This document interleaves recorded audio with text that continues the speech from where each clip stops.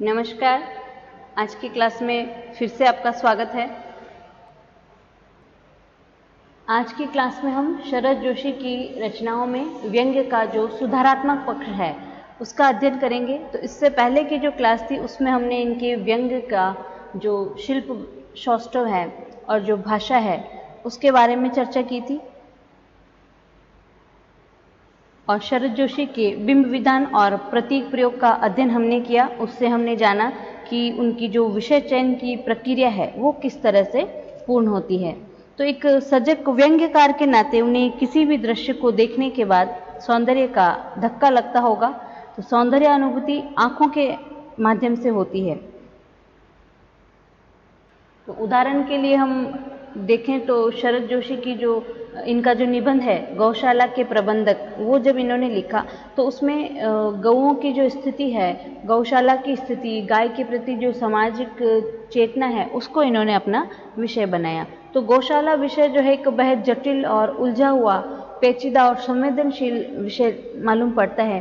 तो इस विषय पर उन्होंने जो लिखा, तो भारतीय जो परिवेश है हमारा, भारत की जो संस्कृति है उसमें ये मान्यता है कि गाय जो है वो हमारी माता है। तो किसी भी शहर या कस्बे के बाजार में निकलते हैं हम तो अक्सर गायें घूमती चलती दिखाई देती है। तो बाजार में बीच रास्ते में कहीं भी छौर बना करके गाय बैठ जाती है, तो गायों के कारण ट्रैफिक जाम हो जाता है। तो हमारा जो भक्ति बोध है गायों को वहाँ से नहीं हटाता। तो शरद जोशी ये साबित करने का प्रयास करते हैं कि जो हमारी धार्मिक भावनाएं हैं या जो सामाजिक मान्यताएं हैं कई बार ऐसे अवसर लेकर आती है कि हमारे इर्द गिर्द समस्याओं का ढेर लग जाता है। तो गौशाला के प्रबंधक नाम से जो इनका शीर्षक निबंध है उसमें इन्होंने लिखा कि पशुओं में एक कहावत है, जहाँ चारा वहाँ मुँह मारा। तो इसका कहने का तात्पर्य है कि अवसरवादिता कहाँ नहीं है। तो उसी की पंक्तियां हैं, आगे देखिए कि सर कीजिए अवसर मिलता है, पशुओं में भी है, खासकर गाय भैंस आदि दूध देने वाले प्राणियों में। सो आश्चर्य की कोई बात नहीं है। जब चारा डाला गया, गायें आई, वे बहुत धीरे धीरे सम्मानित रूप से आई, क्योंकि वे सम्मान निमंत्रित थी, आश्वस्त थी और बहुत पुचकार कर बुलाई गई थी। तो निरंतर दुहे जाने की जो पीड़ा है वो उनको नहीं सताती है, पर अपने गाय होने का जो एहसास है उनमें हमेशा बना रहता है। इस व्यंग्य के माध्यम से उन्होंने बताया कि सींग और गाय ये जो दो अंतर्विरोधी प्रवृत्तियां हैं, तो सींग मारने के लिए होते हैं जबकि गाय सीधेपन का प्रतीक है। तो गाय अपने गौपन के कारण ही निमंत्रण पत्र लेकर के सम्मान सहित वहाँ आती है, और उसमें एक तरफ का जो सम्मान है उसका होना और दूसरी तरफ सींगों का होना है। तो शरद जोशी कल्पना करते हैं कि क्या गाय के वो सींग फोल्ड किए जा सकते हैं। तो ये जो कल्पना है वो बड़ी रोमांचित करने वाली है। तो इस निबंध में गाय के सींग प्रतीक बन जाते हैं। सींग अहंकार और किसी को मारने का प्रतीक है।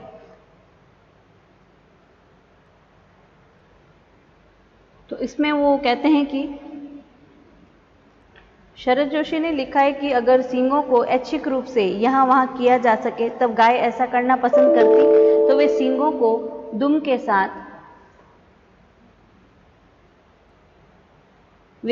दुम के साथ लटका देती और धीरे धीरे मजे से हिलाती। तो अहम को कैरियर के अनुसार एडजस्ट करना तब उनके लिए कठिन नहीं होता। तो ये जो पंक्तियां हैं इससे ये संदेश मिलता है कि अहंकार को कैरियर के अकॉर्डिंग या अनुरूप एडजस्ट करना होता है। तो यही तो इस युग की विडंबना है कि हम अपने अहंकार को अपनी सुविधा के अनुसार और कैरियर के अनुसार ढालने की कोशिश करते हैं।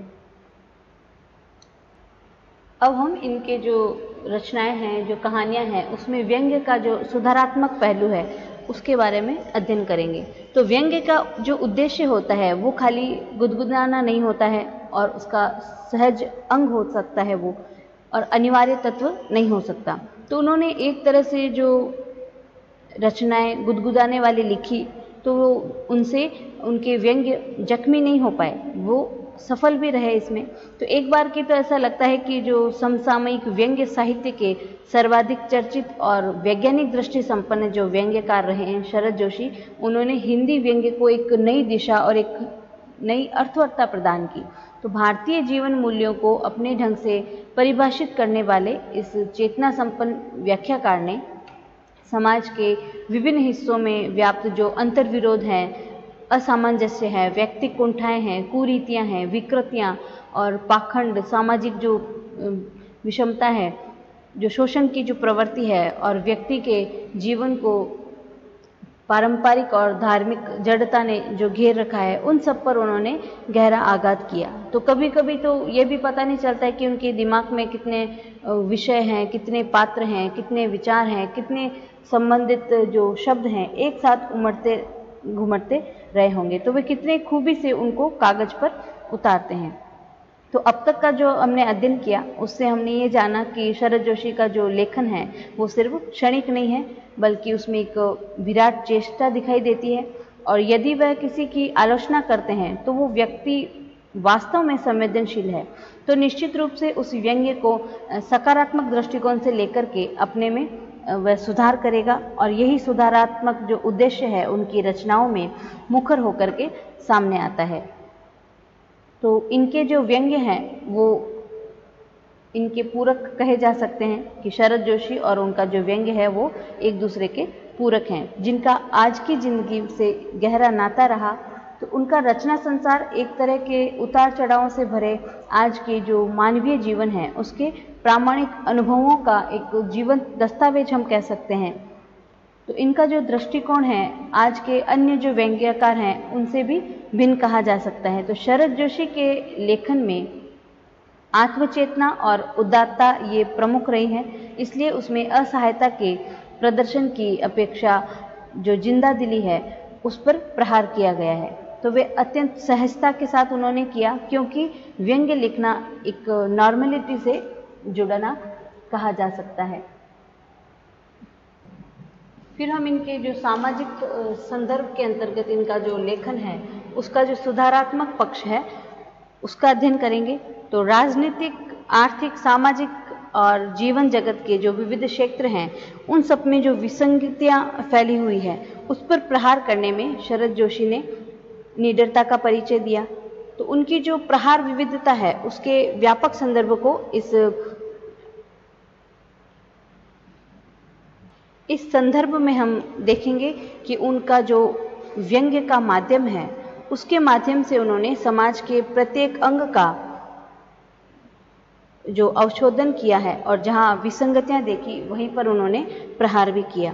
तो इस प्रकार शरद जोशी ने जीवन और जगत के अनेक प्रसंगों को अपने व्यंग्य लेखन का अंग बनाया और पाठकों को वास्तविकता से अवगत करा करके जो भ्रष्ट राजनीति है, विकृत सामाजिक आर्थिक जो परिवेश है, पतन की ओर अग्रसर जो अवधारणाएं हैं, उनके विरुद्ध सक्रिय रूप से विद्रोह करने के लिए उन्होंने उसको प्रेरित किया, ताकि एक स्वस्थ समाज का निर्माण हो सके और एक जीवन मूल्यों की पुनर्स्थापना हो सके और उसी के अनुसार एक वातावरण तैयार हो सके जिसे हम आदर्श समाज या स्वस्थ समाज कह सकें।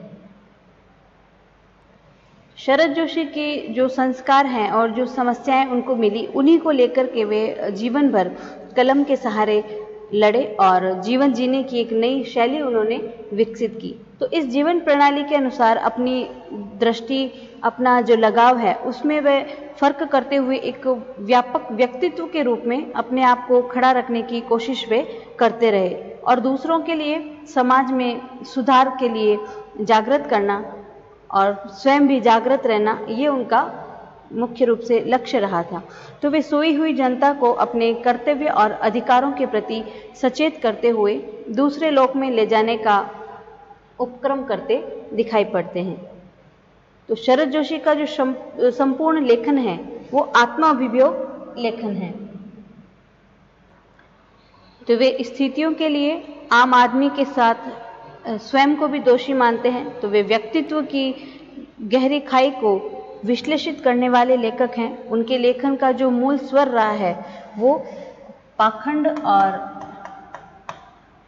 अन्याय को दूर करने के लिए रहा है और विशेष रूप से मध्यम वर्ग में कोई क्रांति तो कर नहीं सकता था, तो इसलिए उन्होंने बिना क्रांति के, ये असंभव था, तो उन्होंने अपनी जो कथाएं हैं या अपनी जो रचनाएं हैं उसके माध्यम से सामान्य जनता में क्रांति के स्वर को पैदा किया।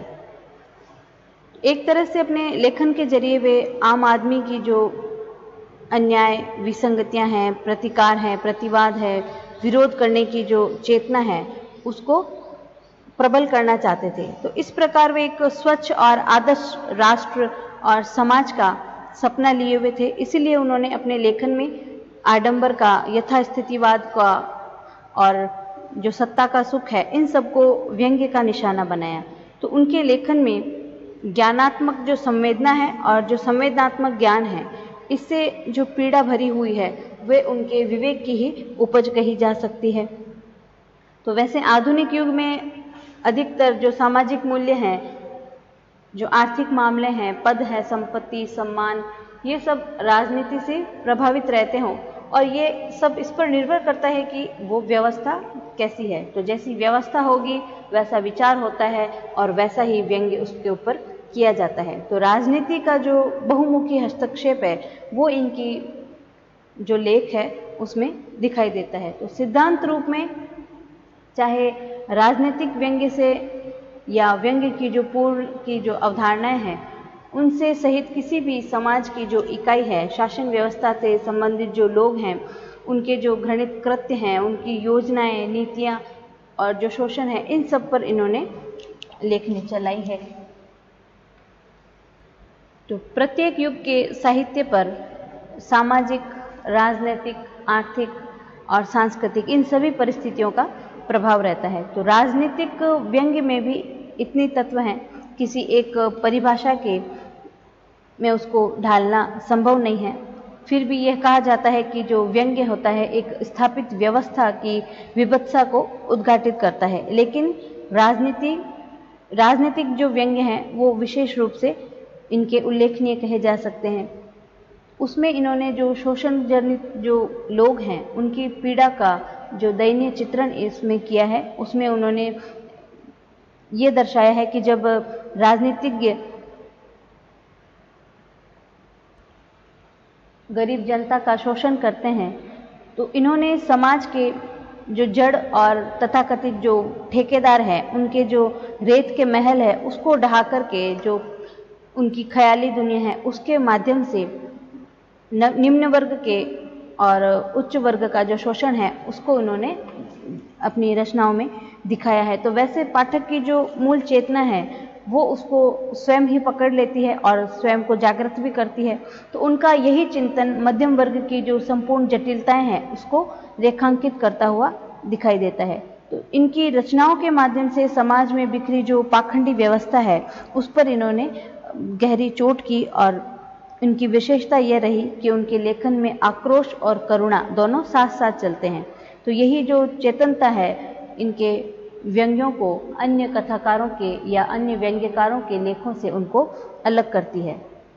तो कहीं ना कहीं ऐसा भी लगता है कि शरद जोशी अपने लेखन के माध्यम से अपने पाठकों को लगातार शिक्षित और जागरूक बनाने जैसा महत्वपूर्ण कार्य भी कर रहे हैं। तो आज हमारी जो सारी व्यवस्था है वो उसको राजनीति प्रभावित कर रही है और व्यंग्य की जो अंतर वस्तु है वो क्या है, राजनीति।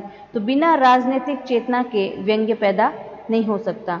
तो शरद जोशी ने भी अपने जो रचनाएं हैं उनके माध्यम से ये सिद्ध कर दिया कि समसामयिक हुए बगैर कोई भी रचना, कोई भी व्यक्ति कालजयी नहीं हो सकता। तो उन्होंने अधिकांश जो लेख लिखे हैं उसमें राजनीति की चर्चा भी उन्होंने समय समय पर की है। तो आधुनिक युग में व्यंग्य चेतना वाले लेखन की शुरुआत राजनीतिक चेतना के विकास के बाद ही दिखाई देती है। तो राजनीति से जुड़ी उस पारंपरिक व्यंग्य चेतना को इस शताब्दी के उत्तर काल में शरद जोशी ने सर्वोच्च शिखर पर पहुंचाया। और यहाँ हम ये भी उल्लेख कर सकते हैं कि जो शरद जोशी है उन्होंने कबीर की परंपरा से जुड़ करके उन्हीं की परंपरा को आगे बढ़ाया है। तो उनका ये विश्वास था कि स्वच्छता और मुक्ति केवल व्यक्तिगत उत्थान से नहीं मिलेंगी बल्कि सामाजिक परिवर्तन होना इसके लिए आवश्यक है।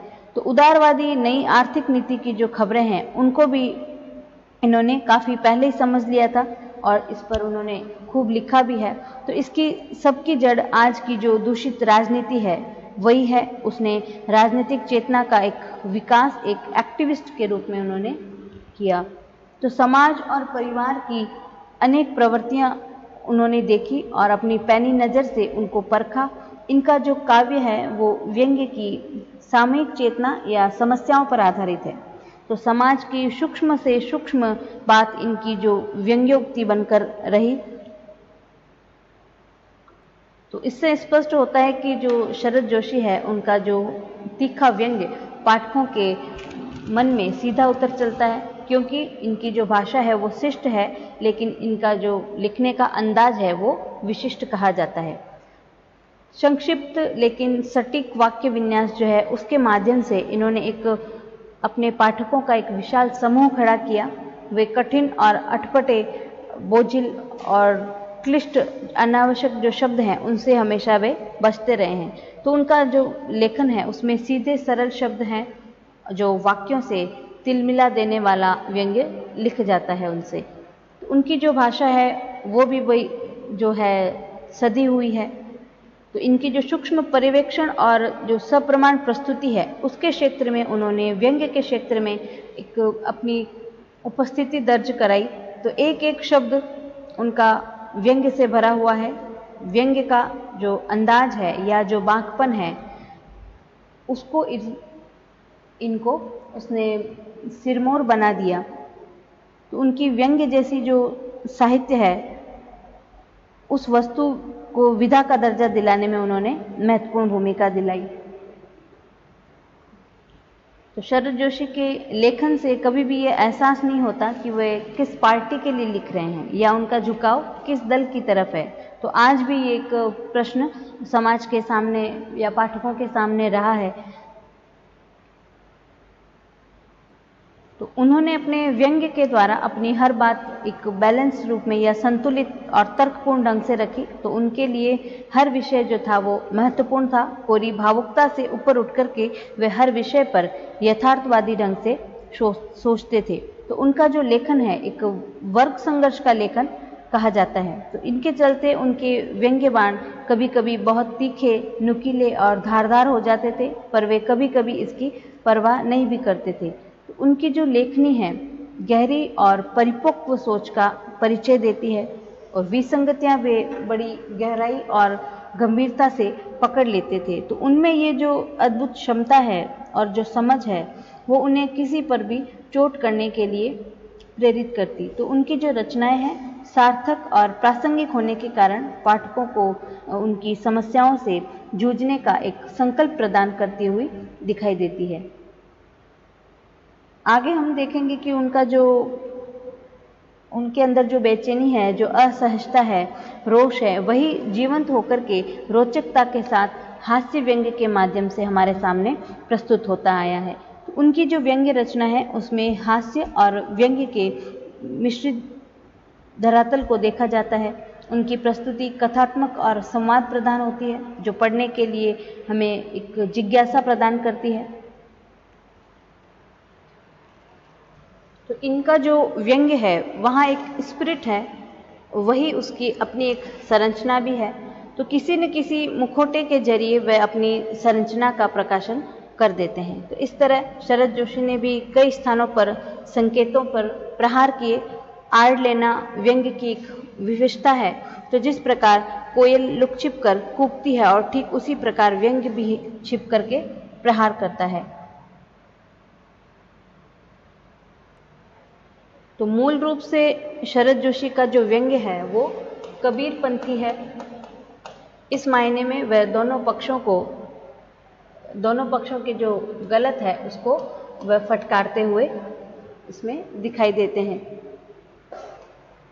चाहे वे रामपंथी हो या वामपंथी। तो तभी दोनों जीवन भर कबीर की तरह मरणोपरांत भी पूजे जाते हैं। तो साहित्य के जो मठाधीश लोग हैं उनके द्वारा शरद जोशी को भोपाल, जो कि मध्य प्रदेश में है, वहाँ एक तरह से प्रदेश से निकाल दिया गया। उनके लेखन की उपेक्षा कबीर की तरह ही की गई और शरद जी को भी निर्वासित होकर के रोजी रोटी के लिए मुंबई आना पड़ा। लेकिन कबीर की तरह ही शरद जोशी भी कट्टरपंथी और फैशन परत इन सब पक्ष का वो स्वीकार नहीं करते, इसको अस्वीकार करते हैं। तो किसी भी पंथ का जो ढोंग है वह उनके व्यंग्य का शिकार होता है। तो सहज, सही, सच्चा किसी भी पक्ष का हो, पाठकों को वही स्वीकार होगा। तो इनका जो व्यंग्य है वो निरपेक्ष और निष्पक्ष है। तो वह विचार के प्रति प्रतिबद्ध है, विचारधारा के प्रति नहीं। व्यंग्य को साहित्यिक और सांप्रदायिकता को भी तोड़ना और सशक्त और एक व्यंग्य का विकल्प विकसित करने का दायित्व उन्होंने निभाया था। तो इनकी रचनाओं को देखकर लगता है कि व्यंग्य लेखन का झरना सूखा नहीं है और वह अजस्र रूप से प्रवाहित है। ढेर सारे व्यंग्य लेखक के इन जो रचनाएं हैं, इनका जो भंडार है, सत्य की अभिव्यक्ति, सामाजिक, शैक्षणिक, राजनीतिक, धार्मिक और नैतिक मूल्य, इन सब को उजागर इन्होंने अपने व्यंग्य विधा के माध्यम से किया है। तो उनके लेखन की सबसे बड़ी विशेषता यह है कि जिम्मेदार लेखन सबको सबसे अलग करता है और लोकप्रिय भी बनाता है। तो इनकी जो व्यंग्य की दौड़ धूप, इनका जो लेख है, उसके अंत में उन्होंने लिखा है कि पिछले वर्षों व्यंग्य ने अपनी सार्थक भूमिका निभाई है। जब आम पाठक को गुलशन नंदाओं के भरोसे छोड़ करके हिंदी का साहित्यकार अपना खूबसूरत चेहरा छोटी पत्रिकाओं से झांक रहा था, तब वह बदशक्ल कमजोर व्यंग्य सफलता, असफलता, सार्थकता और निरर्थकता, जूझना, गिरना, उठना और खुद को अपनी दुनिया को समझाने की कोशिश में अपने को वह दुरुस्त और बेहतर करने में लगा था, अभी भी लगा है। तो ये उनकी व्यंग्य की दौड़ धूप जो लेख है उसकी पंक्तियां हैं। तो आमतौर पर जो तथाकथित साहित्यकार हैं उनके द्वारा व्यंग्य पर यह आक्षेप लगाया जाता रहा कि व्यंग्य पानी के बुलबुले के समान है, प्रसंग या संदर्भ खत्म हुए ही व्यंग्य भी खत्म हुआ। तो इसके जवाब में शरद जोशी ने लिखा था, देखिए कि क्षणभंगुर रचनाओं का अंबार खड़ा करने का विचित्र साहस है व्यंग्यकारों में। तो अमरता का लोभ इन्हें नहीं डिगा पाया। साहित्य और जिंदगी की हमारी परिभाषाएं हैं वो भिन्न हैं। आपको मुबारक, हमारा ज़्यादा नाता जिंदगी से है। तो ऐसा नहीं है कि शरद जोशी हमेशा नकारात्मक तथ्यों को ही देखा करते थे। उनका जो लेखन ही नकारात्मक था या उनका उद्देश्य किसी को नीचा दिखाना होता था, ऐसा नहीं है।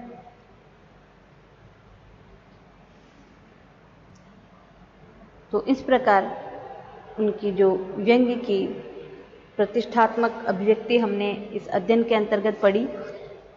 यही कारण है कि उनके व्यंग्य में भटकाव व्यंग्य की प्रतिष्ठा होने के कारण कहीं नजर नहीं आता।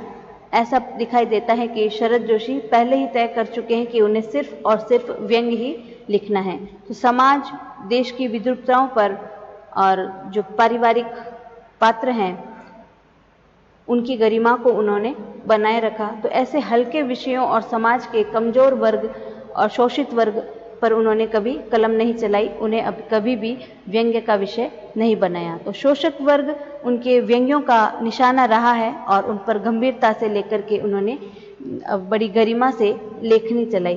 तो अब तक की क्लास में हमने शरद जोशी जो एक व्यंग्यकार के रूप में रहे, उनका अध्ययन हमने किया। तो आज की क्लास में इतना ही। धन्यवाद।